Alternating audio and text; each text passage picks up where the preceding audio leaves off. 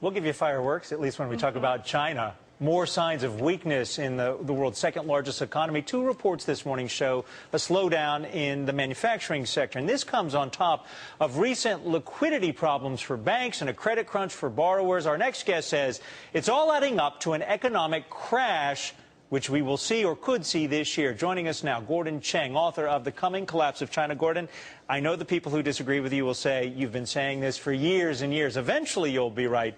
But you haven't been right so far. Why now use the word crash? Are we really there?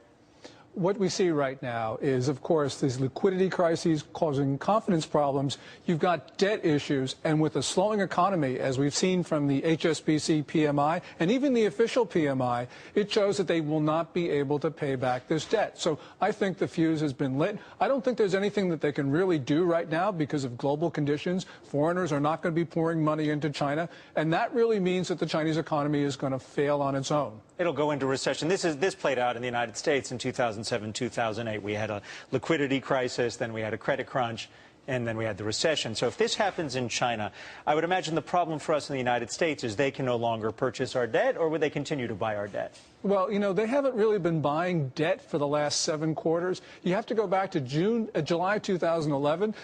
Their official holdings of U.S. Treasuries was $1.3 trillion. Has it grown? It's the same now. So essentially, they have not been buying our debt. And there's no reason to indicate that their unofficial purchases and sales have really deviated from the official numbers. So basically, we're fine on our own. But we're fine on our own, except that if they go into recession, we export to China. I would imagine they won't be buying as much as our stuff. And they would undercut prices worldwide as they try to revive their economy, would they not? Well, they will be cutting prices. They already have been. But we got to remember that we last year ran a $315.1 billion trade deficit with China. And, you know, essentially that's a negative for GDP. And I'm not saying we shouldn't trade with them, but on balance, though, it means that trade with China has not been good for U.S. GDP. And that trade deficit would actually grow if they go into recession because of their undercutting prices. Let me ask you this. There's something you have drawn attention to that perhaps people aren't paying too much attention to, which are these notices about Chinese consumers not being able to take money out of ATMs. What is this about, and do we believe the official statement as to why? Well, ICBC, which is the largest bank in China, Bank of China, Bank of Nanjing, a number of other institutions basically shut down their ATMs at various times last week. And they were saying this was because of systems upgrades, but bankers in China have been privately saying that this really is basically to conserve cash.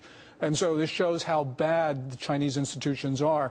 And, you know, it'll be okay today, I'm sure, because it's the first day of the new quarter, and so they don't have to meet the quarter-end capital requirements. But nonetheless, this shows you how fine an edge the Chinese economy is right now. 10 seconds left. When do we finally get the world agreeing with you, like here it is, the slowdown, the crash in the Chinese economy? Sometime within 6 months, because I don't think they can play it out much further. All right, Gordon Chang actually putting a timeline on it. Thank you very much. Good to have you here, Gordon. Thank you.